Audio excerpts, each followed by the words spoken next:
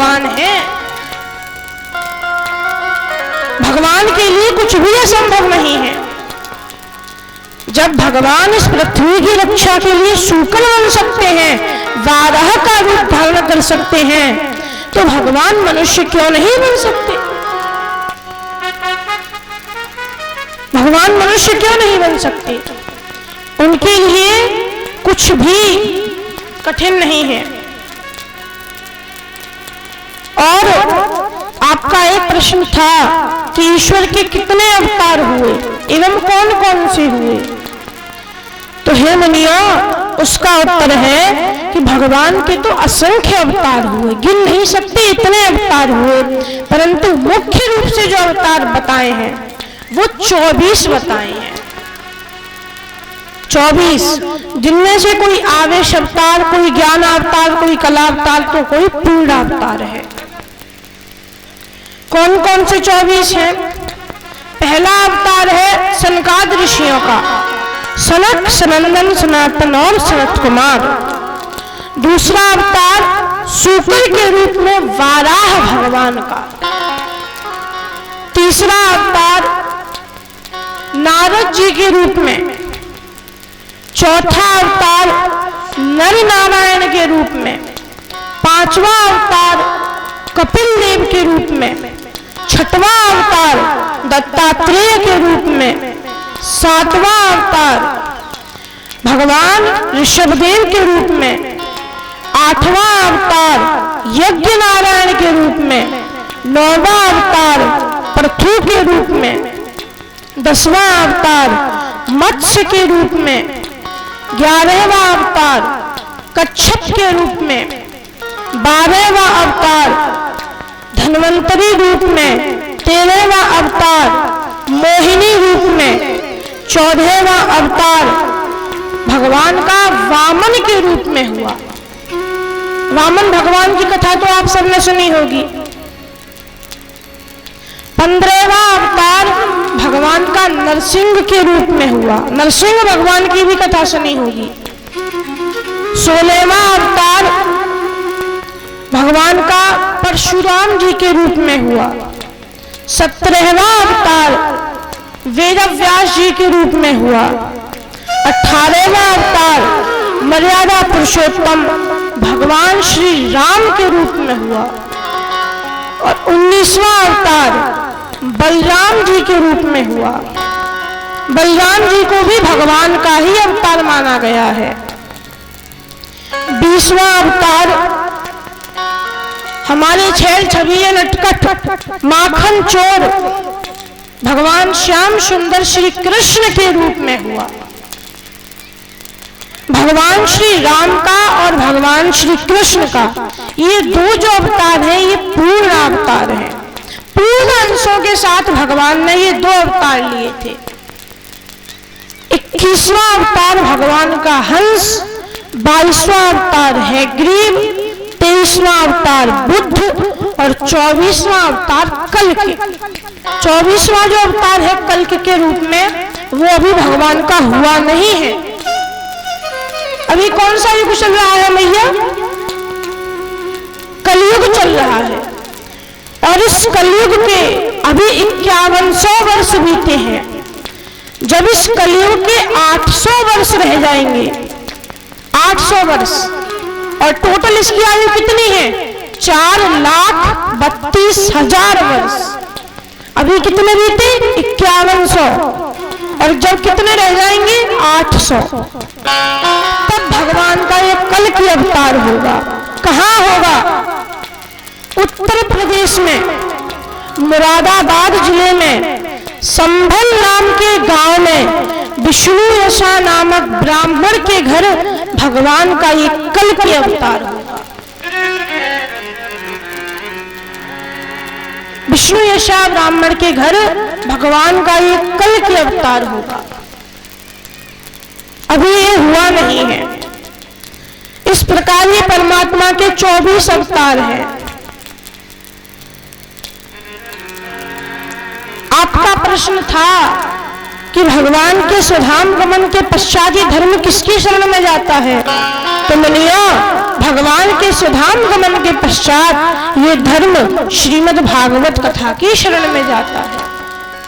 क्योंकि जब भगवान अपने स्वधाम जा रहे थे तब भगवान ने उद्धव जी को उपदेश दिया था और उपदेश देते वक्त उन्होंने अपना श्री विग्रह इस श्रीमद् भागवत कथा के अंदर शब्द रूप में विराजमान कर दिया। तो उनके सुधाम गमन के पश्चात ये धर्म श्रीमद् भागवत कथा की शरण में जाता है। एवं मुनियों, अब आपका कोई और प्रश्न हो तो बताएं। तो शौनक जी बोले, हे मुनिवर, आप श्रीमद् भागवत कथा तो सुना रहे हो, पर ये तो बता दो ये कथा किसने लिखी, क्यों लिखी, कैसे लिखी, कब लिखी, बता तो दो। तो कहते हैं, द्वापरे समनु प्राप्ते तृतीय युग पर रहे। चतुर्युगी के तृतीय युग द्वापर युग में पराशर नंदन भगवान श्री वेदव्यास जी एक बार सरस्वती नदी के किनारे बैठे हुए थे।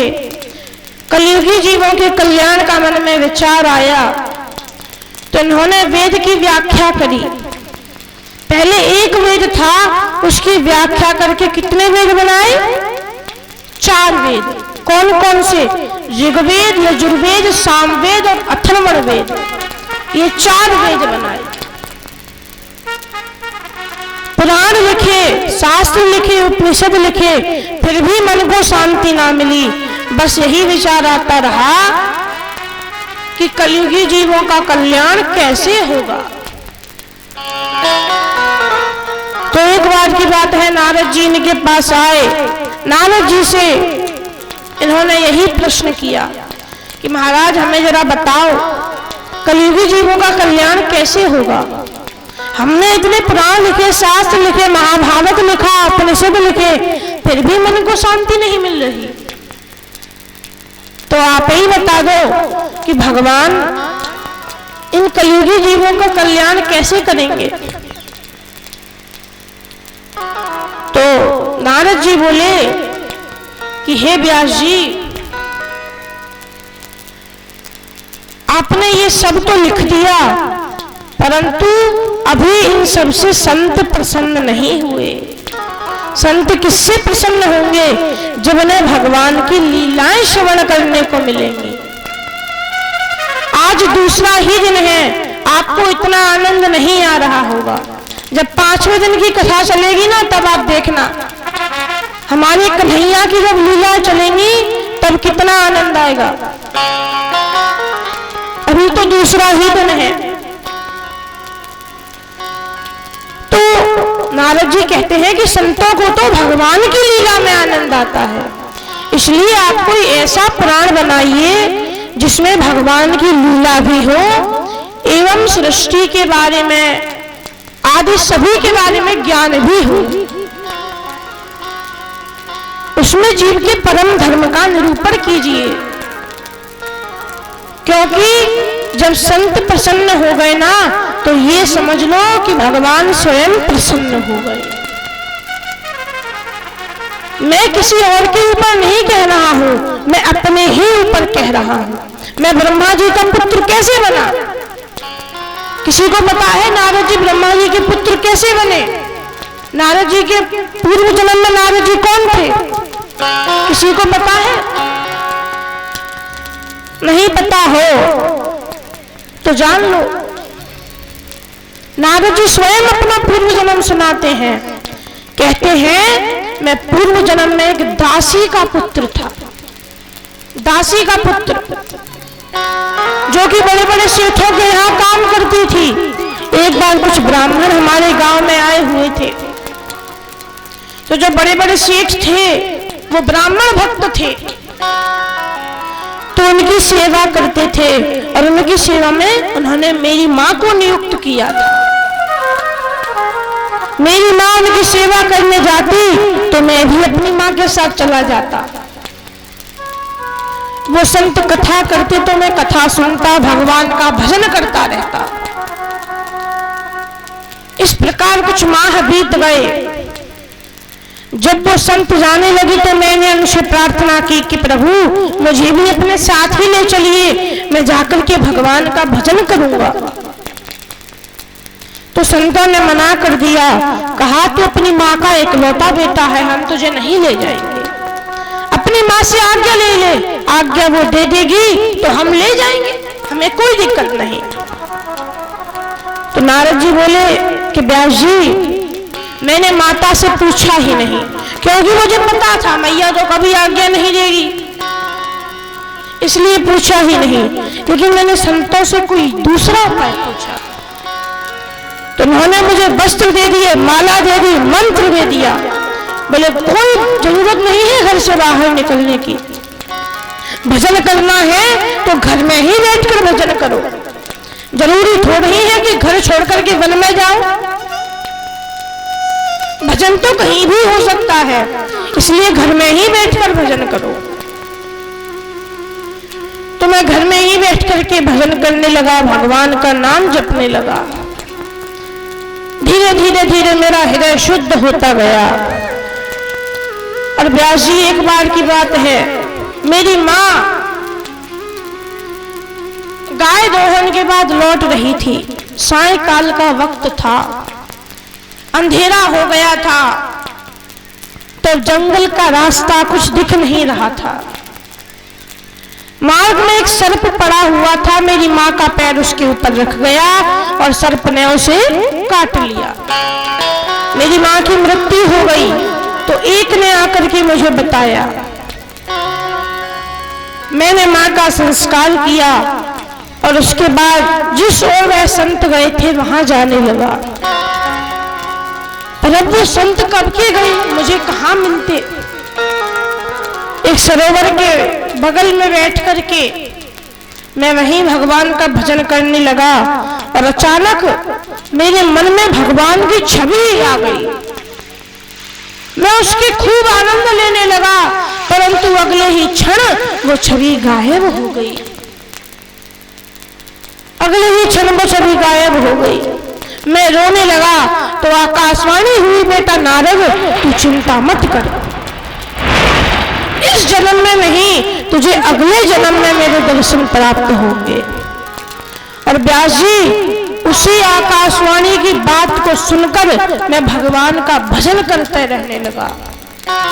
जब प्रलय हुई तो प्रलय के साथ मेरा भी अंत हुआ, और जब मेरा पुनः जन्म हुआ तो मैं ब्रह्मा जी का मानस पुत्र बन करके प्रकट हुआ और भगवान ने स्वयं मुझे वीणा प्रदान की, जिस वीणा से मैं भगवान के नाम का गुणगान करता रहता हूँ। और आज जहां भी जाता हूँ वहां मेरी पूजा होती है। और व्यास जी सच बताऊं, ये मेरी पूजा नहीं होती, ये उस भगवान के नाम की पूजा होती है, ये उन संतों की पूजा होती है।